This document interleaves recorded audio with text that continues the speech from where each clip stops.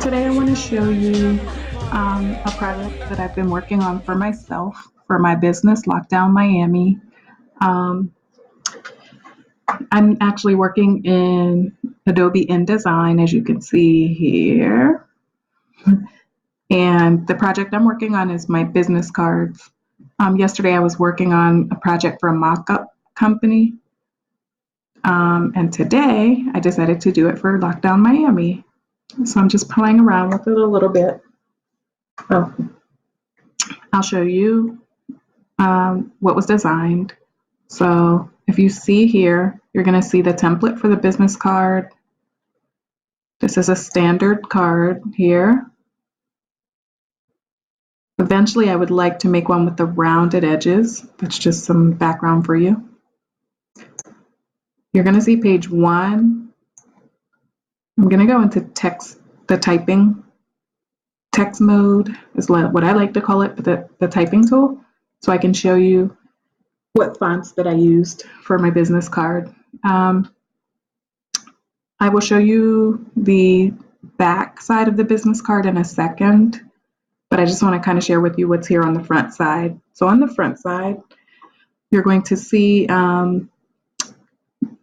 first and foremost, the Lockdown Miami logo. And I did alter the logo. Today I did some adjustment to it.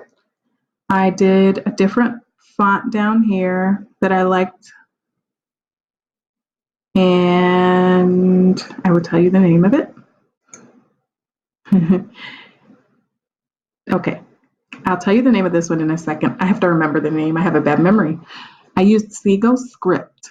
So here's what you're going to see. You're going to see the font that's inside of the logo. This is a different font family. So we have, just I'm reviewing the typeface here. So this one, I will tell you what it is in a minute. I like it because it stands out. It's very bold and it's a very nice contrast against the white background and in conjunction with the graphic part of the logo. Then over here on the right hand side, so I used Seago Script. I used the Seago family. So this part here, my name is in Seago Script in bold. And you're going to see the job title here is in Seago Print. So you'll see it's not in script format, but it looks really nice as the title, the job title. Then down here, I kept the Seago Print for the contact information, the phone number, and I believe these are the same font size. And the email address and website are also in the same Seago Print. Right here, you can obviously drop the list down and choose whatever font you would like and adjust it accordingly, whether it's in size or bold, italic. So the adjustments are here in the toolbar. That's the Seago family here. Now, I'm going to drop this list down and I'll tell you what I used in that logo. I really like it. I would use it again. I love the way it made the words down in Miami look very sleek, very Miami. And that one was called, and I quote, let me see where it is again. I think it's further down. Not that far down.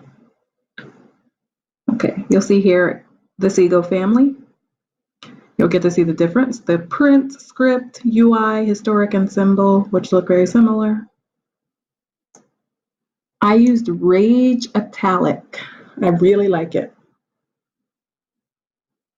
I have a lot more fonts to obtain, but I totally have this collection. But anyway, Rage Italic down here is, I love it. It's very hot. But that's what I used right here. So just getting out of that. Okay, so let me explain the Lockdown Miami logo really quick, just so you have background knowledge on it. For those of you who do not know, I do have an online hair retailing, an online hair, tongue-tied, an online hair extensions retail business that specializes in very long, elongated, very long extensions, like celebrity, really, we're talking like Nicki Minaj, like long, long, long, okay? We're talking like 30 inches or more hair. Okay, so as you notice in the logo, look at the L. So you see how the hair really flows. It kind of looks wispy here, but it really flows and it creates the letter L. Well, it's kind of a play on words. So the business locked down Miami. So lockdown insinuates obviously a loss of freedom, imprisonment, and the company is just the opposite. It's freedom, expression, expressing inner beauty to outer beauty, going bold, being brave. So really long, we're talking really long locks, really long hair, over exaggerated. That's what it is. Freedom, expression. So it's a play on words. You see the free flowing hair joins into the letter L. The bottom part of the L has an arrow pointing down. So we got the lock down. And where are we? Miami. And you'll even see the curly, it's not a Q, but the curly, I call it curly Q, but it's a C. It still has that wispy hair, free flowing kind of effect. That was the premise for Lockdown Miami. I love the logo. The logo is the bomb. Like it's really nice, really hot, really, really, really, really hot. Very satisfied with the logo. You'll see how it nicely contrasts. It's a gold combined with black, and it contrasts very nicely with the white background. I think if I kept the gold and somehow did like white lettering and did an inverted design in Illustrator, it would look really nice against a black background or even a colored background like purple. But for right now, this is what it is, and it's hot.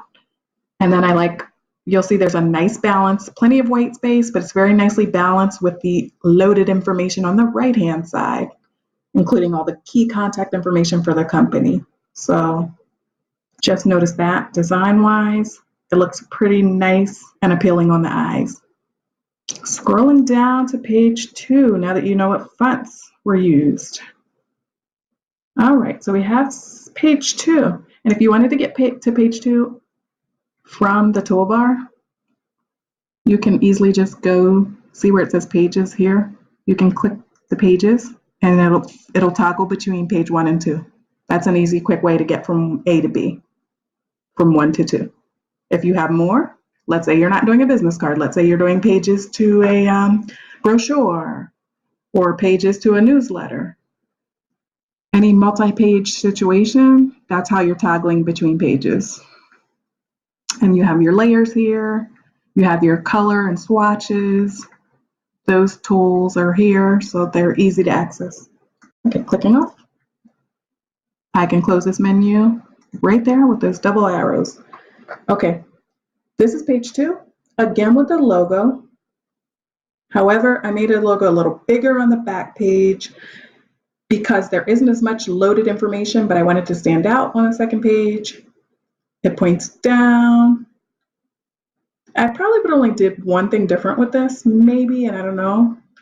I like the down arrow, and I saw a design for a business card where the arrow pointed to contact information. So you know what I probably would have done differently? I just like the way this visually looks, the way it is right now. But I could have done the logo and then had the arrow pointing down to the Instagram profile. So see the Instagram profile here? We have the Instagram picture signifying that that's what this is. So you don't confuse it with like Twitter. Although the Twitter, I believe, is the same. But I would have done, just to give you an idea what I'm talking about, I would have done the down arrow and then had maybe it's the call to action. I would have the down arrow and then the Instagram profile down here, probably put the camera on top. And maybe if I could have shifted the logo up, I don't know. Maybe it would have worked. Maybe it wouldn't have. But it's just something to think about. It just so happens that the logo has an arrow in it, and it might have been interesting. But I really like the way this looks. So we got front, back. The color combination is nice. In total, 4 colors. We're talking about the gold, the pink, It's like hot pink, black with the nice contrast with the pink. These two colors here, the black and the gold, nice contrast against the white. Everything looks pretty clean. I mean, you tell me. I'd like to know from you if you feel like you like it. And so what I would do at this point, where I have this, I could obviously play around with this. I'll probably play around with it some more. Like I'll probably redesign a whole new one and just measure, compare one to the next and see which one I end up going with. Maybe I'll design a few different versions and then ask everyone your opinion on which one you feel is best. But that's kind of where we're at today. I'm going to solicit my family member, my aunt, and see if she wants me to design hers. She also has a business. Her hair company is called Love My Roots, and she has a really cool logo that I'd like to showcase and work on. So I'll probably try to get that from her to see if I can help her out as well. And I'm really just having fun. So I hope you like this today. What I'm going to notice, you're going to notice I'm going to save this. I want to save the project, and I also want to export the a graphic image as well. So let's save it first. It's going to prompt me to save it as an InDesign file as part of the cloud. I'm loving the Creative Cloud so far. All right, I want to name this something I'll be able to recognize later. Those who know me know I have bad memory. I'll forget it like by tonight. So, so let me do business card, and I'll do Lockdown Miami. Lockdown Miami version 1. I'm going to put V1 for short. V1. Because I'll be doing a version 2 and maybe a version 3. And then making a final decision. No rush. All right, so save. I did that. Let's export a copy. You just go to File, and you go to, sometimes I rush ahead because I'm very like fast-paced. And then I realize I have to slow down and go backwards. That's just life. Export. You could obviously export when you export. I'm going to save it in the same folder. Choose the folder you want to access again. As anything, you have choices here, plenty of choices. You can export as typical ones, the PDF, interactive PDF. You got print, interactive PDF. You have, there's plenty of more, but I'm going to mention the ones that I would do. JPEG. Okay, so you have the rich text format. So there's plenty of options. I'm just going to do a JPEG. Those are the cameras and things that I saved earlier. The second version of the logo. I resaved that after I altered it in Adobe Illustrator. So what am I naming this again? Okay, business card, JPEG version. Keep the same name as the Adobe InDesign file, although it now will be JPEG. So I'm saving that. And I'll be able to do whatever. I can share that with you guys on the Instagram or on my social media. So I hope you enjoyed everything today. I hope it wasn't too long. I hope that it's something that will inspire you to play around with InDesign and make something of your own or make something for someone you know. I hope that you enjoyed it. And again, I welcome any feedback. If you can share something that I was struggling with, please let me know. If you can make any suggestions, I, unlike many other people, and I'm open to constructive criticism, and I love learning. So I welcome any feedback you can give me, any at all. If you want to give me a high five, I'll take that too. It's free. It costs nothing.